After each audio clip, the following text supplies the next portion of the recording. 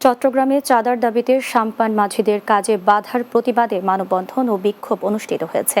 Padma well tanker কর্মচারী পারাপাড় শ্রমিক ইউনিয়নের উদ্যোগে সকালে কর্ণফুলী উপজেলার ডাঙ্গারচর ঘাট এলাকায় এ বিক্ষোভ অনুষ্ঠিত হয়।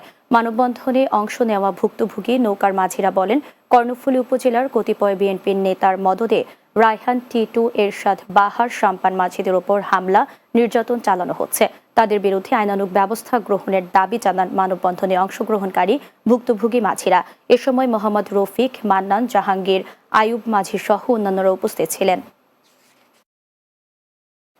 চট্টগ্রামে প্রায় ১.৫ শতাধিক টেলিভিশন চিত্র সাংবাদিক ও তাদের পরিবারের সদস্যদের বিনামূল্যে চিকিৎসা সেবা দেওয়া হয়েছে।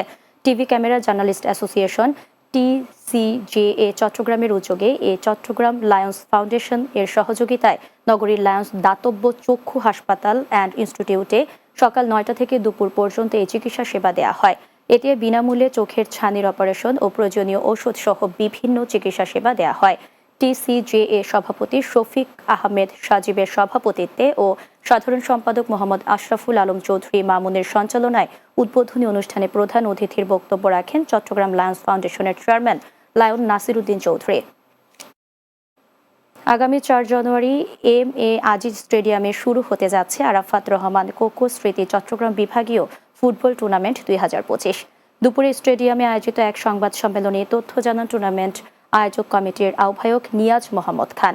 এতে বিএনপির কেন্দ্রীয় কমিটির সাংগঠনিক সম্পাদক মাহবুবুর রহমান শামীম, সহ সাংগঠনিক সম্পাদক ব্যারিস্টার মীর মোহাম্মদ হেলাল উদ্দিন ও চট্টগ্রাম মহানগর বিএনপির আহ্বায়ক এরশাদ উল্লাহ সহ অন্যান্যরা উপস্থিত ছিলেন।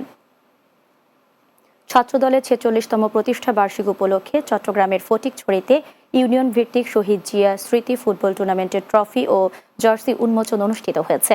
ফটিকছড়ি উপজেলা ছাত্রদলের উদ্যোগে ফুটবল টুর্নামেন্টের ট্রফি ও জার্সি উন্মোচন করা হয়। এতে প্রধান অতিথি ছিলেন চট্টগ্রাম জেলা ফুটবল অ্যাসোসিয়েশনের সহসভাপতি মোহাম্মদ শাহজাহান, ফটিকছড়ি উপজেলা ছাত্রদলের সাবেক আহ্বায়ক মোশরাফুল আনোয়ার মশুর সভাপতিত্বে এ সময় উপস্থিত ছিলেন চট্টগ্রাম উত্তর জেলা বিএনপির যুগ্ম আহ্বায়ক সরওয়ার আলমগীর ও সদস্য মোবারক হোসেন কাঞ্চন সহ অন্যান্যরা। শেষ করব দিনের বাংলা। যাওয়ার আগে সংবাদ শিরোনামগুলো জানিয়ে দিচ্ছি আরও একবার। ভারতের প্রয়াত সাবেক